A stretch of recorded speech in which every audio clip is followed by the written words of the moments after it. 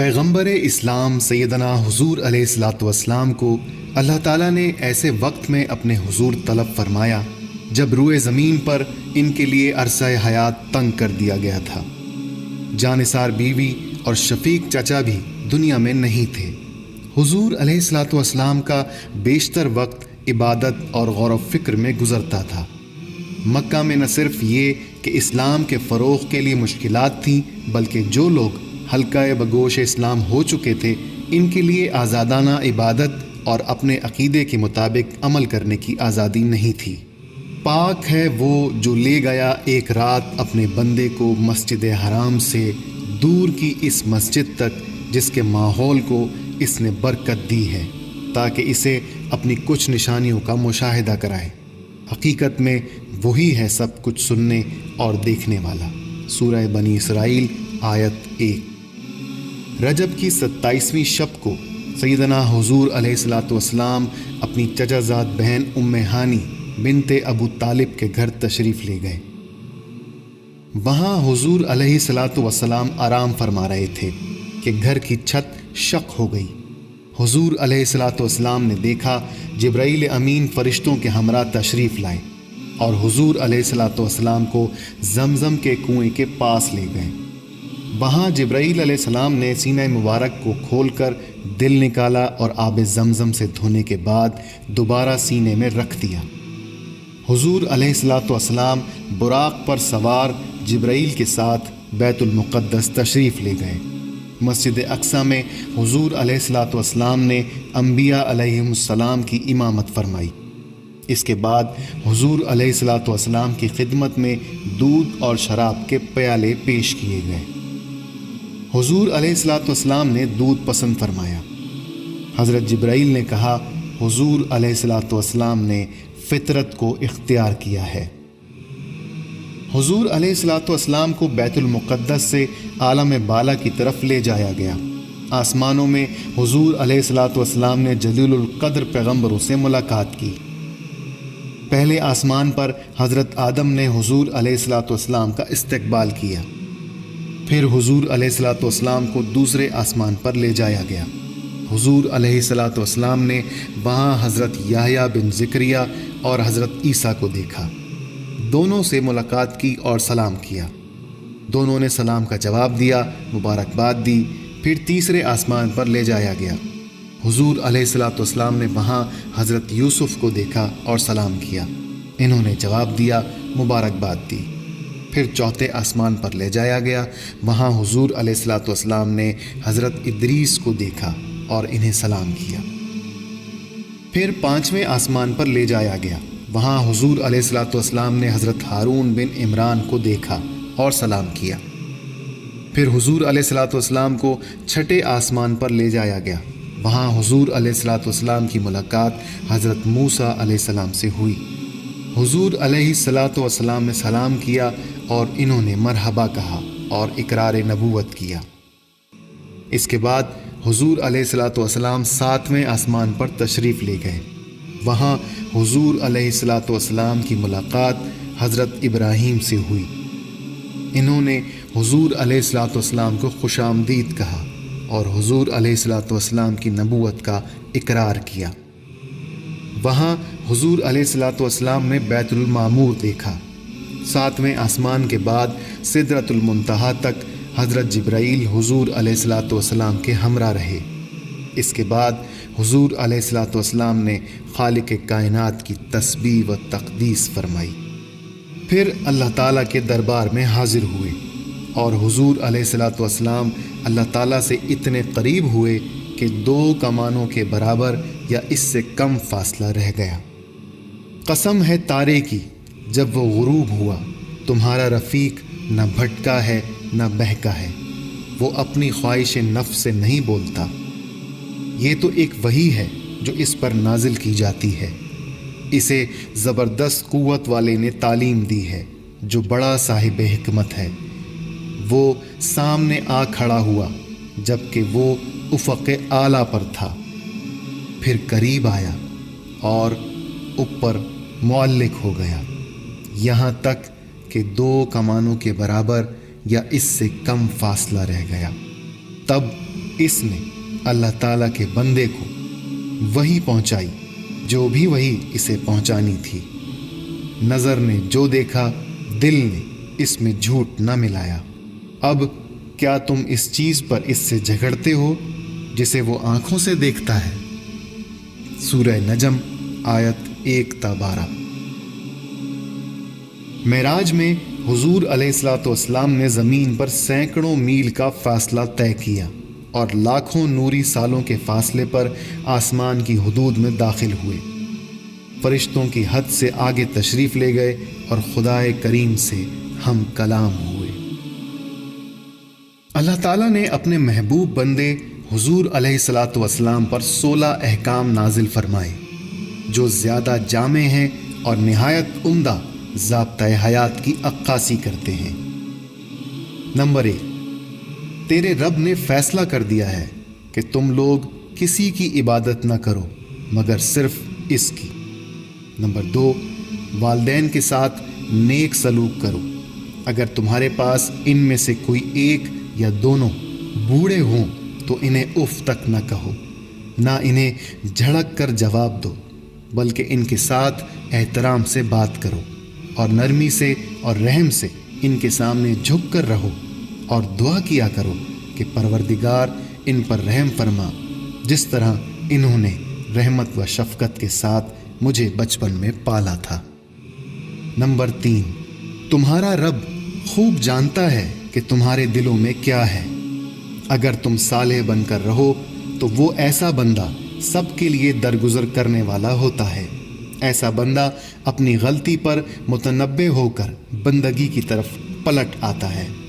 Number 4، رشتہ دار کو اس کا حق دو اور مسکین اور مسافر کو اس کا حق دو۔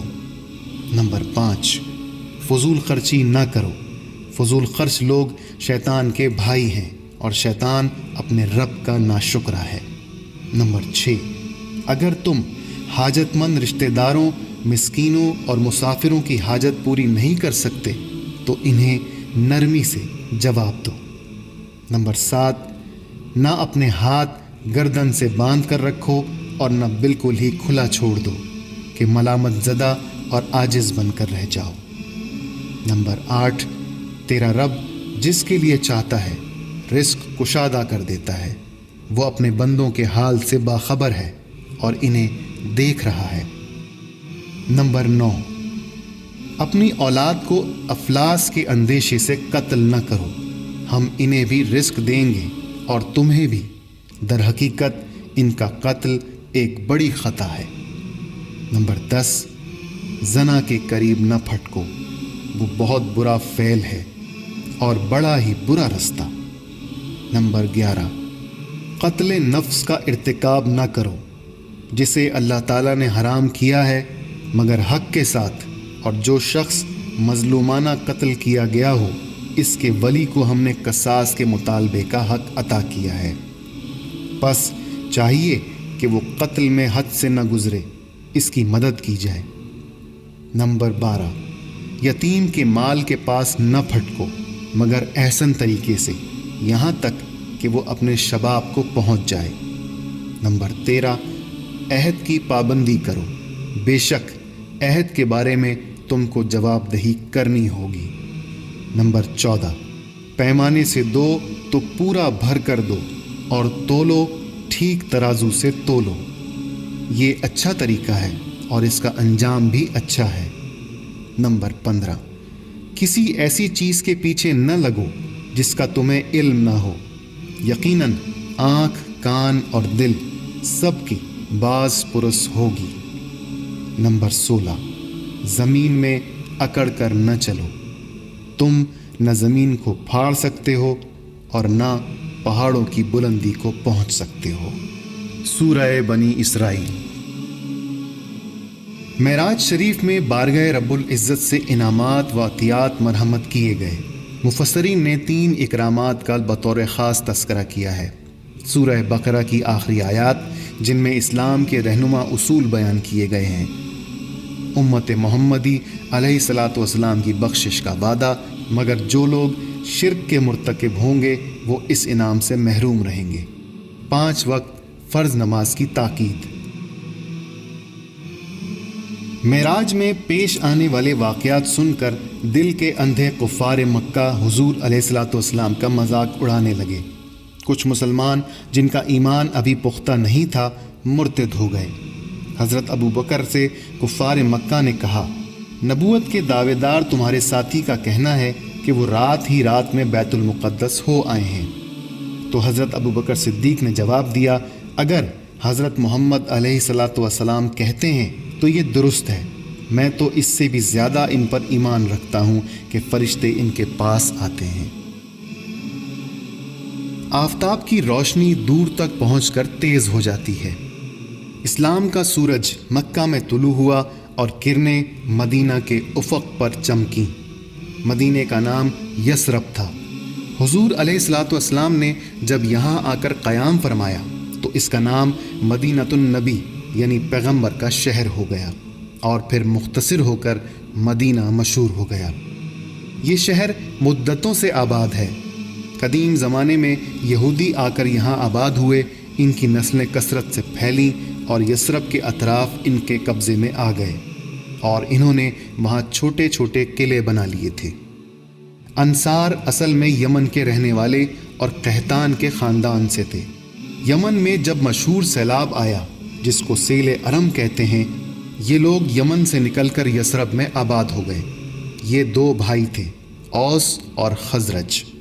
تمام انصار اسی خاندان سے ہیں۔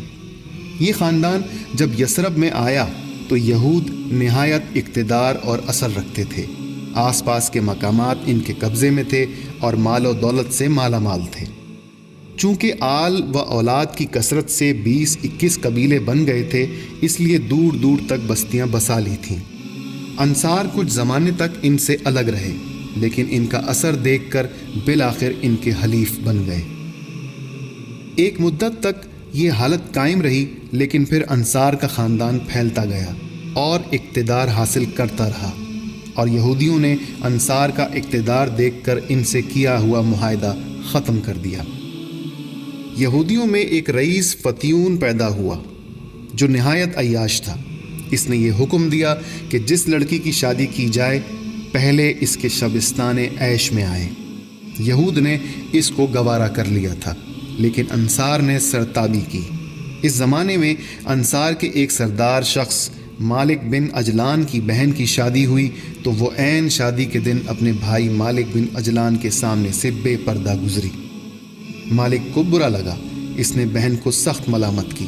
بہن نے کہا، ہاں لیکن کل جو کچھ ہوگا اس سے بھی بڑھ کر ہے۔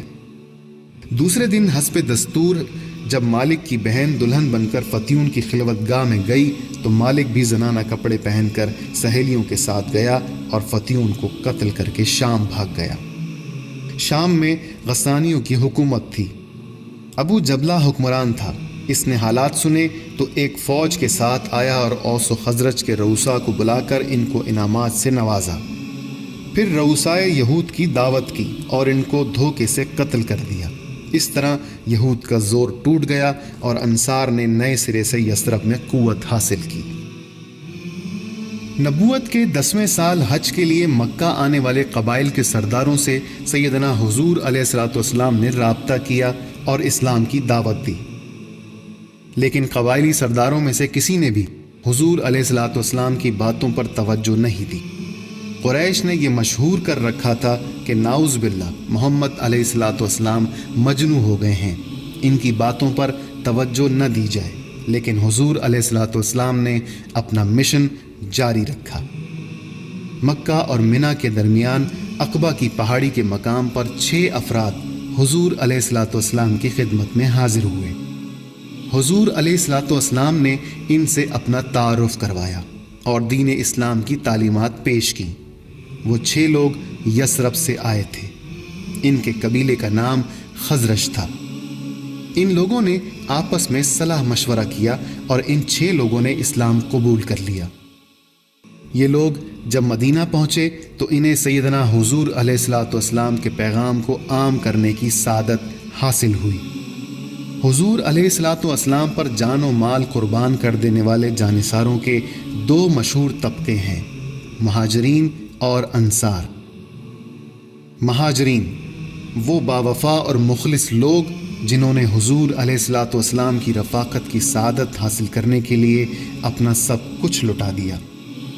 انصار وہ فراخ دل اور پاک باطن لوگ ہیں جن کو اللہ تعالیٰ کے آخری رسول حضور علیہ الصلوۃ والسلام اور سینکڑوں مہاجرین کی میزبانی کا شرف حاصل ہوا، اور انہوں نے اس انداز سے مہمان نوازی کی کہ اس کی نظیر سے تاریخ کے اوراق یکسر خالی ہیں۔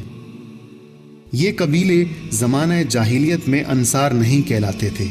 جب انہوں نے اسلام قبول کیا تو بارگاہ الہی سے انہیں اس معزز لقب سے نوازا گیا، اور جنہوں نے پناہ دی اور مدد کی وہی سچے مومن ہیں۔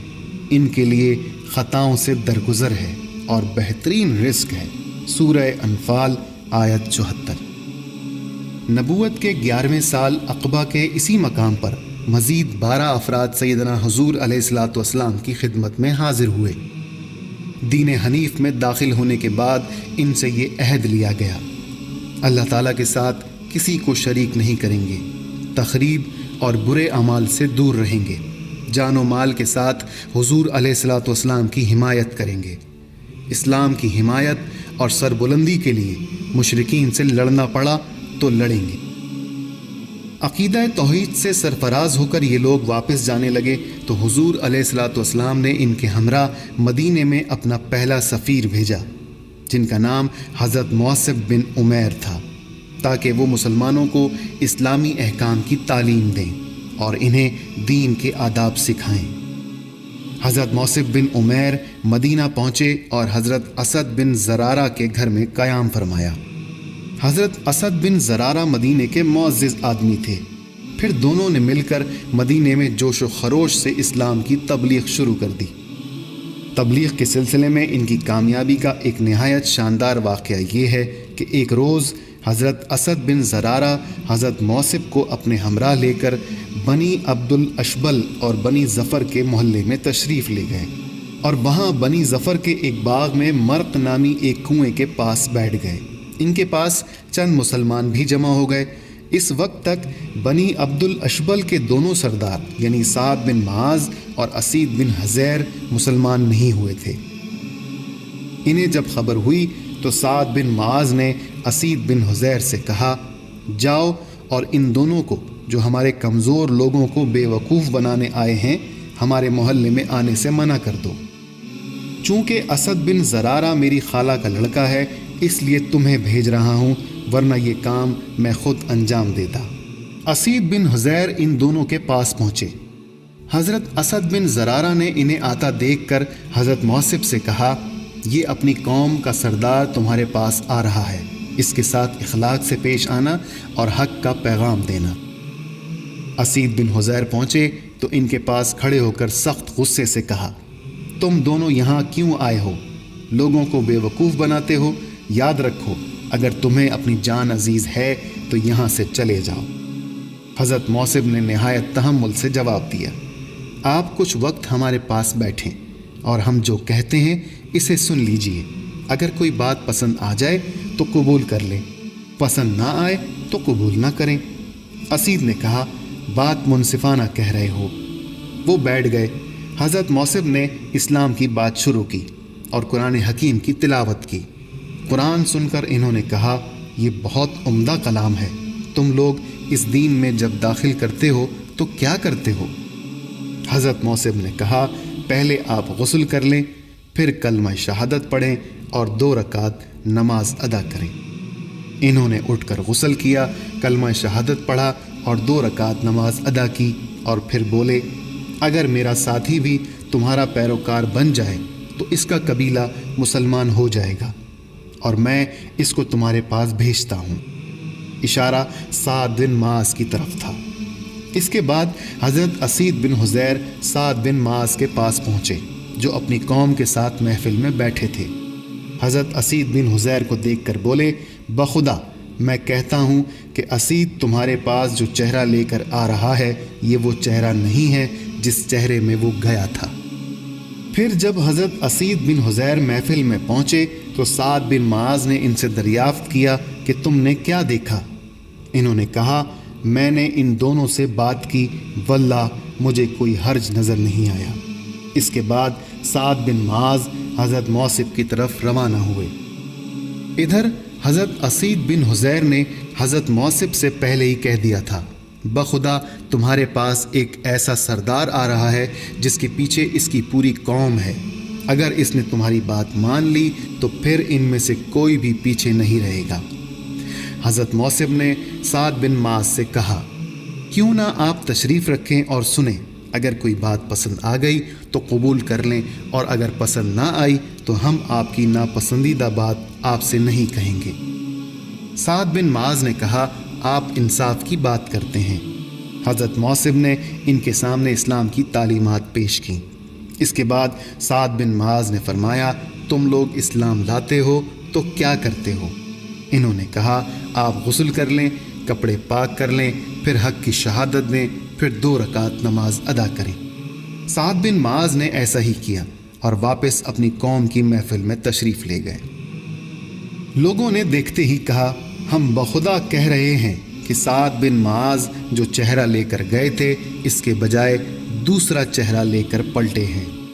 اے بنی عبد الاشہل، تم لوگوں کی رائے میرے بارے میں کیا ہے؟ انہوں نے کہا، آپ ہمارے سردار ہیں، سب سے اچھی سوجھ بوجھ کے مالک ہیں اور سب سے بابرکت پاسبان ہیں۔ حضرت سعد نے کہا، اچھا تو سنو، میں ایمان لے آیا ہوں۔ اب تمہارے مردوں اور عورتوں سے میری بات چیت اس وقت تک بند ہے جب تک تم لوگ اللہ تعالیٰ اور اس کے رسول علیہ الصلاۃ والسلام پر ایمان نہ لاؤ۔ ان کی اس بات کا یہ اثر ہوا کہ قبیلہ بنی عبد الاشہل کی تمام عورتیں اور مرد مسلمان ہو گئے۔ نبوت کے 12ویں سال یثرب سے آنے والے لوگوں میں سے 75 افراد نے اسلام قبول کیا اور اسلام کے لیے جان و مال قربان کرنے کے عہد کو دہرایا۔ جب یہ مسلمان مکہ پہنچ گئے تو در پردہ سیدنا حضور علیہ الصلاۃ والسلام کے ساتھ رابطہ کیا، اور آخر کار اس بات پر اتفاق ہو گیا کہ دونوں فریق منی میں عقبہ کے پاس جو گھاٹی ہے اس میں جمع ہوں، اور یہ اجتماع رات کی تاریکی میں خفیہ طریقے پر ہو۔ اس اجتماع کے احوال انصار کے ایک قائد حضرت قعب بن مالک اس طرح فرماتے ہیں، ہم لوگ حج کے لیے نکلے، حضور علیہ الصلاۃ والسلام سے عقبہ میں ملاقات طے ہوئی، اور بالآخر وہ رات آ گئی جس میں حضور علیہ الصلاۃ والسلام سے ملاقات طے تھی۔ ہمارے ساتھ ہمارے ایک معزز سردار عبداللہ بن عمرو بن حرام بھی تھے جو ابھی اسلام نہیں لائے تھے۔ ہم نے عبداللہ بن عمرو بن حرام سے کہا کہ اے ابو جابر، آپ ہمارے ایک معزز اور شریف سربراہ ہیں، اور ہم آپ کو آپ کے موجودہ حالات سے نکالنا چاہتے ہیں تاکہ آپ گمراہ نہ ہو جائیں۔ اس کے بعد ہم نے انہیں اسلام کی دعوت دی اور بتایا کہ آج عقبہ میں حضور علیہ الصلاۃ والسلام سے ہماری ملاقات ہے۔ عبداللہ بن حرام نے اسلام قبول کر لیا اور ہمارے ساتھ عقبہ تشریف لے گئے، اور نقیب بھی مقرر ہوئے۔ ہم لوگ حسب دستور اس رات اپنے قوم کے ہمراہ اپنے خیموں میں سوئے، لیکن جب تہائی رات گزر گئی تو اپنے خیموں سے نکل کر حضور علیہ الصلاۃ والسلام کے ساتھ طے شدہ مقام پر پہنچ گئے۔ ہم سب 75 آدمی تھے، 73 مرد اور 2 عورتیں۔ عورتوں میں ایک عمارہ نصیبہ بنت قعب تھیں جو قبیلہ بنو مازن بن نجار سے تعلق رکھتی تھیں، اور دوسری اسما بنت عمرو تھیں جن کا تعلق قبیلہ بنو سلمہ سے تھا۔ ہم سب گھاٹی میں جمع ہو کر حضور علیہ الصلاۃ والسلام کا انتظار کرنے لگے، اور آخر وہ لمحہ آ گیا جب حضور علیہ الصلاۃ والسلام تشریف لائے۔ حضور علیہ الصلاۃ والسلام کے ساتھ آپ کے چچا حضرت عباس بن عبد المطلب بھی تھے۔ وہ اگرچہ ابھی تک اپنی قوم کے دین پر ہی تھے، مگر چاہتے تھے کہ اپنے بھتیجے کے معاملے میں موجود رہیں۔ مجلس مکمل ہو گئی تو دینی اور فوجی تعاون کو قطعی اور آخری شکل دینے کے لیے گفتگو کا آغاز ہوا۔ حضور علیہ الصلاۃ والسلام کے چچا حضرت عباس نے فرمایا، خزرج کے لوگوں، حضرت محمد علیہ الصلاۃ والسلام کی جو حیثیت ہے وہ تمہیں معلوم ہے۔ ہماری قوم کے وہ لوگ جو دینی نقطہ نظر سے ہم سے متفق نہیں ہیں، ہم نے محمد علیہ الصلوۃ والسلام کو ان سے محفوظ رکھا ہے۔ وہ اپنی قوم اور اپنے شہر میں قوت و عزت اور طاقت و حفاظت کے ساتھ تشریف رکھتے ہیں، مگر اب تمہارے یہاں آنا چاہتے ہیں۔